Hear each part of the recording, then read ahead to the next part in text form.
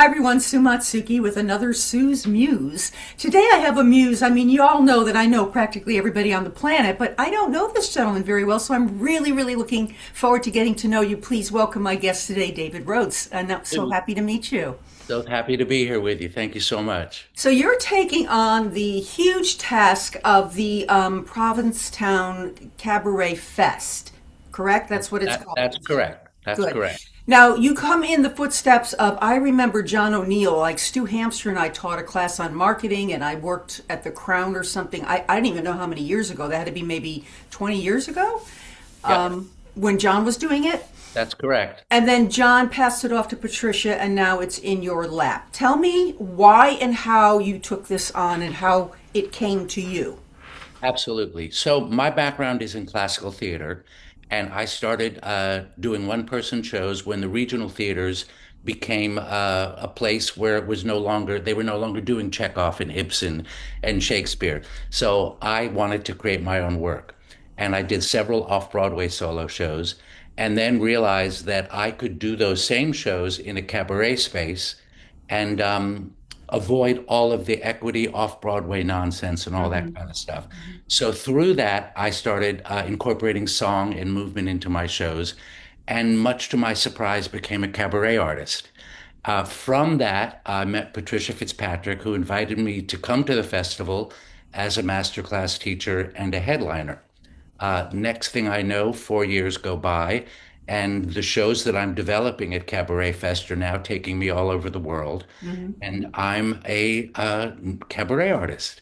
And a So producer. I'm now a producer. So last year, Patricia realized that it was just getting a lot, It's a and lot. I mean, it, yes, yeah. it's a lot, and asked me if I would take over the festival. It was not what I expected from my third act, and yet here we are, and I'm having an amazing time. And I've been doing an awful lot of research on the history of cabaret Mhm. and have some pretty strong feelings about cabaret in general, and felt that I could really make a difference. From the beginning, when John first did this, there were always educational master classes. They weren't really called master classes, but we had an educational component. I think that separates this festival, this musical festival and celebration of the arts and cabaret in particular from everything else because you can call something a convention, you can call something a festival, but without, for me, a passing the baton forward in educational aspects. So that's obviously been very important for this particular festival. Why is it still so important for you to do that? It's hugely important to me, and it's really my motivation for taking on the festival. So, to sort of go way back in time to sort of give this some perspective, cabaret is a French word that means a tavern or an inn. And the cabaret culture as we know it began in 1880 in Montmartre, Paris, France, in a club called Le Chat Noir, the Black Hmm. Cat. And it was a space where artists of the time, Debussy, Maupassant, Satie, all gathered, and among their alcoholic beverages started developing new work. And from that, cabaret spaces started to pop up all over Europe. We all know after World War I what happened with the Weimar Cabaret, and then we moved to New York, and in the 1920s it was the speakeasies and these sort of supper clubs. And then in the 80s, things shifted, and cabaret became a little bit static and a little reductive, and it wasn't offering the same kind of opportunities for young people and different voices. So, my vision is to move cabaret back into a more traditional realm where artists are meeting to try new work. Lord knows we need new voices, Right. and to educate the next generation of cabaret artists as to what cabaret really is, which is really just a room where alcohol is served and people can create whatever it is that they want in that space. Yeah, So what in we're in my book, So You Want to Sing Cabaret, we talk a lot about the fact that it's such a big umbrella. And that's the beauty of cabaret. We don't have to be a type like you do on Broadway. I can be a big sized woman and sing ingenue if that's what my vocal quality is. You know, it's just such a welcoming, huge opportunity for anyone that has any kind of talent to, from rock and roll to jazz to blues to gay to this to that. It doesn't matter because it's all part of what cabaret is. Do you agree That's with that? exactly right. Yeah. So what we're trying to do, particularly this summer at Cabaret Fest, is we have artists like Sally Mae, Carol Montgomery, Nick King, um, Faith Prince, who's going to be getting Your honor, our yeah. honorary award, and they will be there to mentor artists like Jake Workman and Anthony Murphy and Jake Oswald, who are younger, who have a different point of view, who are more from the downtown cabaret scene, places like the Slipper Club. What is it? Alan Cummings' place. Oh, I forgot Um, the name. Yeah, I know. I know yeah, what yeah. you mean, though. Yeah. Club Cummings, Club Club Cummings, Cummings. Yeah. and get those two worlds together so that they can all learn and take a little bit from each other, and hopefully bring cabaret into the 21st century. So it's no longer, which is not a bad thing at all, somebody who was on Broadway several years ago singing songs from the shows that they were in, telling backstage stories. There's a great place for that, and there's a wonderful, rich culture of people keeping that historical cabaret alive.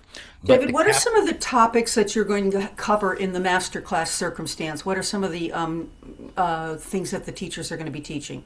Absolutely. So we have Anthony Murphy who's going to do a vocal improvisation class, which will all be about riffs and patterns and riffs and embellishments and Jazz and yeah, how to serve the song with vocal embellishments rather than let the vocal embellishments steal from the song, steal the song. which Yeah. is his quote, which I thought is absolutely brilliant. Carolyn Murphy is going to do a patter workshop on how to link things together. Because of my background as a classical actor, I do a class on intentions and secrets.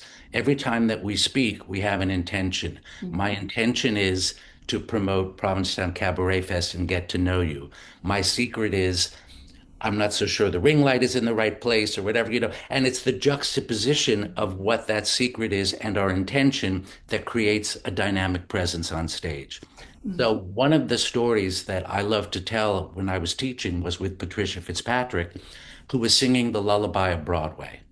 And I said, "What is your intention?" And she said, "My intention is to welcome, come on along, listen to it." And I said, "What's the secret?" And she said, "My family has never seen me perform and never taken me seriously as an artist." She started to sing that song with the intention to welcome, with the secret that she didn't feel appreciated, and there was not a dry eye in the house.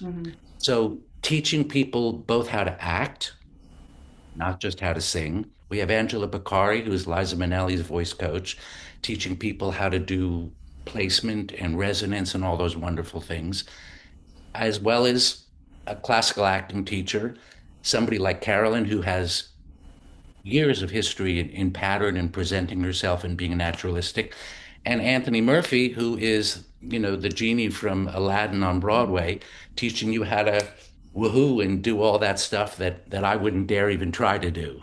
Carolyn, it's funny. Carolyn, I worked with Carolyn one time, and you set your patter, you go from A to B to C, you have a script. Some people go strictly on the script, other people kind of improv off the script as long as you have a flow. Carolyn one time pulled me aside and she said, "You're such a great storyteller at a party. Tell your story on stage like you would be telling it in my living room at a party." In a very organic, natural way. So I will bet you dollars to donuts that that class will really help a lot of Apparently, yeah, people. she taught it last summer and it was amazing. Yeah, yeah. I also incorporate naturalistic movement, which is something that I think is very specific to cabaret. In life, we gesture before we speak. So I say, "Let me tell you something." We go, "Let me tell you something." In choreography, it's curtain up, hit the lights, but in life, it's really curtain up, hit the lights. So helping people figure out how to be themselves on stage and have a conversation with the audience because there's no fourth wall. It's not presentational. It's not a performance. You're not in a box. The audience are your scene partners. So that's a unique and wonderful thing about cabaret. Yeah. I always describe it as singing for or to people versus at people. The fourth 100%. wall thing. It's just you want.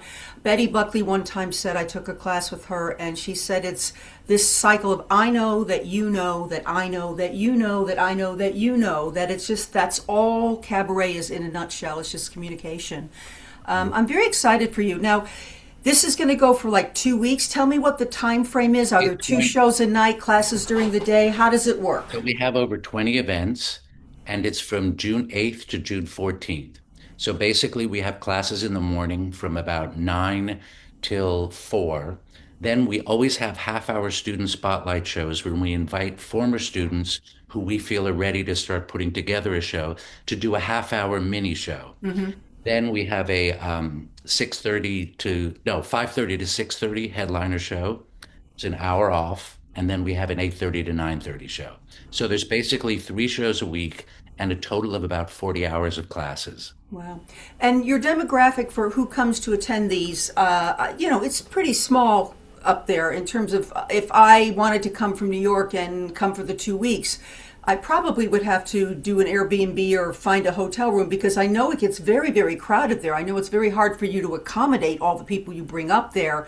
So is it mostly for the demographics surrounding you up there, or do you have a lot of people coming in from out of town? We have sponsorship with hotels for the staff and the artists. The students are there at their expense, but the week festival is very inexpensive. So we try to make the classes affordable because we know the students are going to have to pay for accommodations and their meals. We're not on a college campus, we don't have dorms to put people up in. And the demographic is shifting. I think when John O'Neill started into a certain amount with Patricia, it was mostly people from Boston. But I'm hoping to bring in we have people coming from New York to take classes. We have people coming from Florida to take classes. And because we are now 501(c)(3), we can solicit funds and get grants so that we can bring in scholarship students and help people out with that. That's My dream with all of this, and again, it was the last thing I expected from my third act, is for Cabaret Fest to become a national and international phenomenon. So we can have a London Cabaret Fest, we can have a Milwaukee Cabaret Fest, a Tampa Cabaret Fest, and keep this structure which you mentioned of classes and educational center, and then also have state-of-the-art headliner shows to invite people who are just want to come to Provincetown for a week of great shows.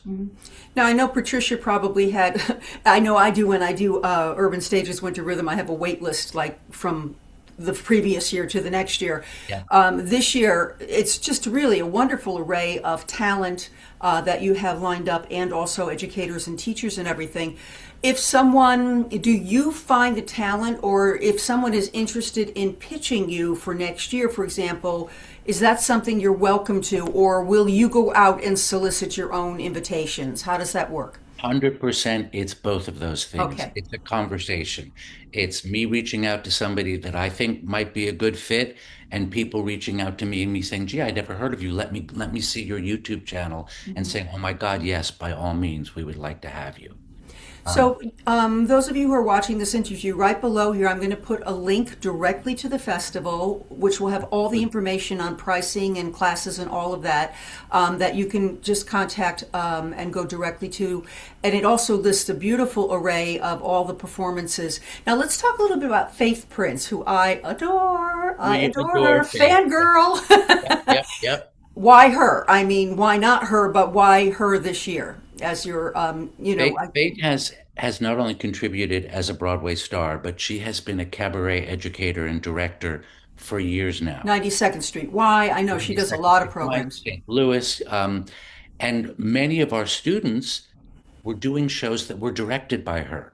And I thought, well, how amazing and because she's in California, a lot of those relationships have been on Zoom. So I thought, well, how amazing to bring people who have done shows directed by Faith, but never met Faith because it's all been virtual. Well, that's And interesting. yeah, Yeah. and have us all together. And when I first spoke to Faith, I said, we come up, she goes, I want to be there for the whole week. I want to be there with the students. She is the most gracious and loving person. Yeah. And I also have sort of a personal connection because when my son was little, my brother-in-law, Patrick Parker, who was the associate artistic director of Paper Mill Playhouse, and his husband, Mark Waldrop, all went to CCM with Faith. And Faith was in New York at the time, and she knows my kid. So it was like, guess what, Faith? I'm actually Ben's dad. Oh, and son we of a met gun. all these Small years world. ago. Yeah. Yeah. And Patrick and Mark are actually going to be at the festival. Mark Waldrop, who wrote and directed When Pigs Fly, Whoop-De-Doo, also, what is it? Sally's show. Keep thinking. Pete and Keeley. And Sally's going to be there, Sally Mays. And I'm going to actually have them help present the award, who have known her longer than anybody. That's So it beautiful. was a perfect fit for my family. It was a perfect fit for the festival. It was a perfect fit for the students. And who doesn't adore Faith Prince? And let me just ask you, what is your vision? I think, if I'm not mistaken, John O'Neill did it for about 12 years and Patricia did it for about 11. You're taking this on for the very first time. I mean, you've been to festival and you've participated, and it's now your baby. Where do you want to take it? In addition to making it international, which we just spoke a little bit about, what is your big dream for this? Where do you want it to be in 5 years from now?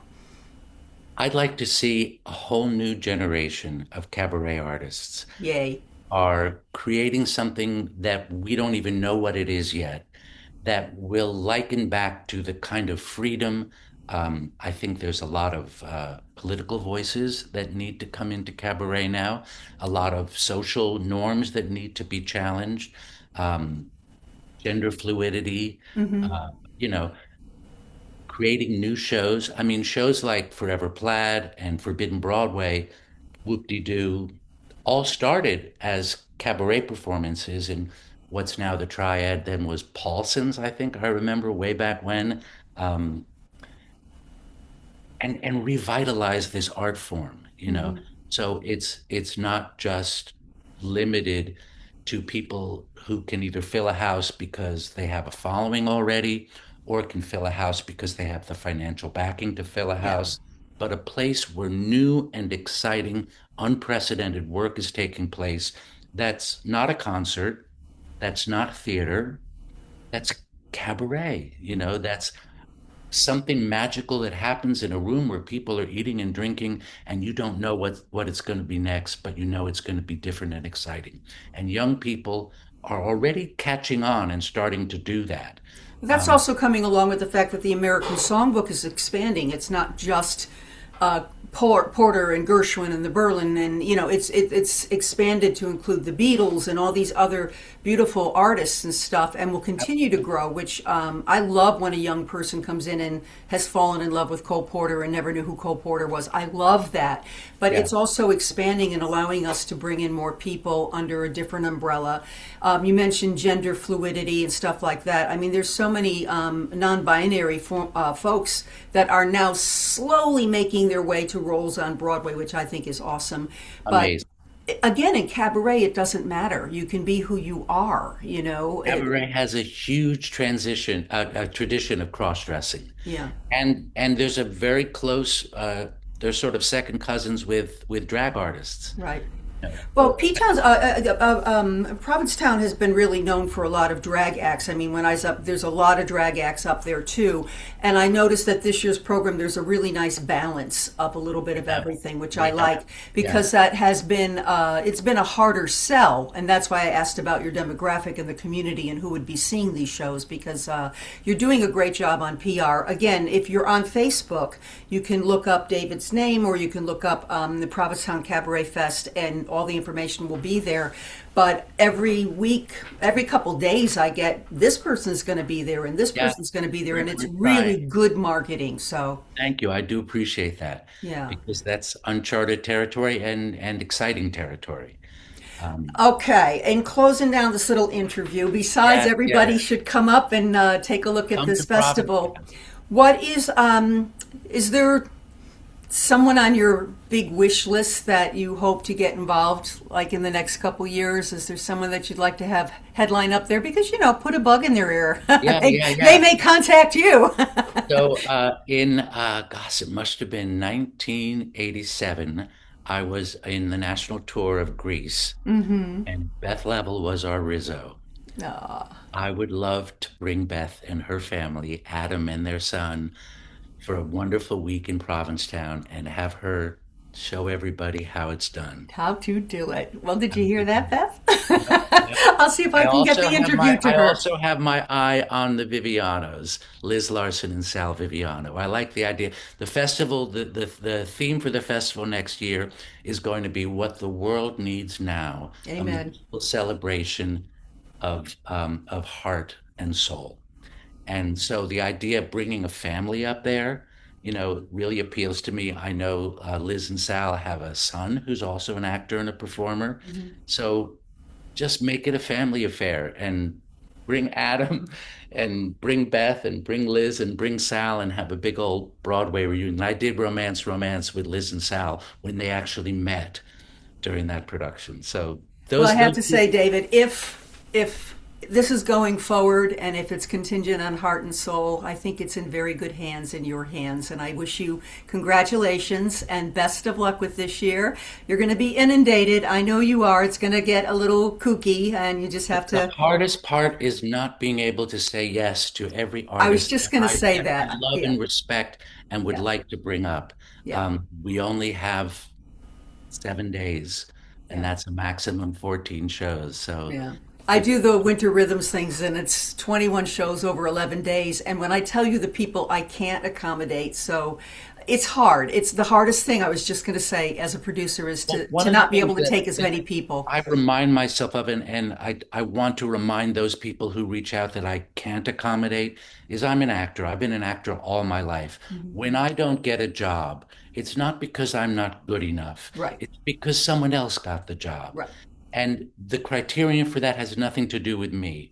Mhm. So your worth as a cabaret artist has nothing to do with whether or not I can accommodate you this year. I love you and I respect you and want you all to reach out. See, that goes back to your heart and kindness. I think that you can say what you need to say. You just have to say it in a way that doesn't hurt anyone's feelings. And this is art, and it's supposed to be communicative, and it's supposed to be loving, and it's supposed to be joyous and fun. So, like I said, I think we're in very good hands with you Oh, Sue, at the thank you so reins now. So, congratulations. wonderful Thanks to for spending a little time with us. I hope you've gotten to know David a little bit.